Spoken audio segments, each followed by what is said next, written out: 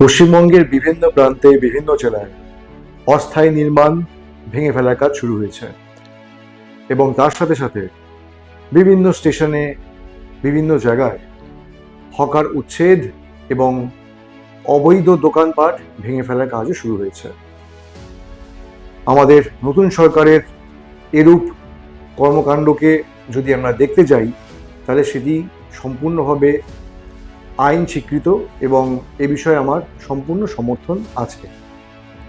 কিন্তু যে জিনিসটি আমাকে নাড়া দিয়েছে সেটি হলো সোশ্যাল মিডিয়াতে চলা বা ঘোরাফেরা করা বেশ কিছু ছবি এবং ভিডিও, যেখানে আমরা দেখতে পাচ্ছি বহু মানুষ সর্বশান্ত হয়েছেন। বাচ্চারা পরের দিন স্কুলে কিভাবে যাবে সেই উপায় তারা খুঁজে পাচ্ছেন না। এই জায়গা থেকে দাঁড়িয়ে যদি মানবিকভাবে আমরা ভাবতে যাই তাহলে কিন্তু আমাদের বেশ কিছু দায়িত্ব রয়ে গেছে বা রয়ে আছে বলেই আমি মনে করি। ঠাকুরের কৃপায় আজ আমার মাথার উপর একটি ছাদ আছে, আমার খাবার জন্যে পরিমিত খাদ্য আমি খেতেও পাচ্ছি, কিন্তু এমন বহু মানুষকে আমরা দেখতে পাচ্ছি যে পরের দিন তারা কি খাবেন সেই ব্যবস্থাও কিন্তু রেডি নেই। এই বিষয়ে নবতারা বেশ কিছু পদক্ষেপ নিয়েছি। নবতারার তরফ থেকে আপনারা জানেন যে নবতারা একটা স্বেচ্ছাসেবী সংস্থা। বহু মানুষের জন্য আমরা দীর্ঘদিন ধরেই আমাদের সাধ্যমতো কাজ করে চলেছি।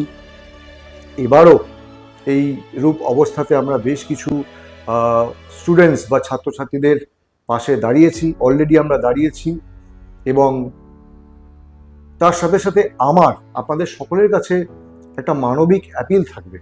আমি জানি আপনাদের মধ্যে বহু মানুষ আছেন যারা ইউটিউবার, যারা কন্টেন্ট ক্রিয়েটর, যারা সোশ্যাল মিডিয়াতে অনেক ফেমাস, কিন্তু আমি তাদের এই বিষয়ে কোনো রকম কোনো কন্টেন্ট বা তাদের পাশে থাকার মতো কোনো রকম কোনো ভিডিও দেখতে পাইনি বা কোনো অ্যাক্টিভিটিও দেখতে পাইনি। দেখুন, আমরা আমাদের সাধ্যমতো নবতারার তরফ থেকে মানুষদের পাশে দাঁড়ানোর চেষ্টা করছি বা দাঁড়াবো আগামী দিনে। বাট আপনারাও সকলে আরও বেশি মানবিক হন, আরও মানুষের পাশে দাঁড়ানোর চেষ্টা করুন, আপনাদের সাধ্যমতো এগিয়ে আসুন। কসমিক ক্রিয়েশনের থিওরি অনুযায়ী যে কোনো সৃষ্টির পরেই আবার ধ্বংস এবং যে কোনো ধ্বংসের পরেই কিন্তু আবার সৃষ্টি হয়। নতুন সরকারের এমন বেশ কিছু বহুমুখী প্রকল্প কিন্তু আমরা ইতিমধ্যেই দেখছি। রোজ রোজ নতুন নতুন প্রকল্প যোজনা তারা নিয়ে আসছেন। আমরা খুব আশাবাদী। আমরা চাই সমাজ থেকে দারিদ্রতা দূর হোক, সমাজ থেকে নোংরামো দূর হোক, সমাজ সংস্কারমূলক আচরণের মধ্যে দিয়ে এগোক এবং প্রত্যেকটি মানুষের মধ্যে মানবতার জয় হোক।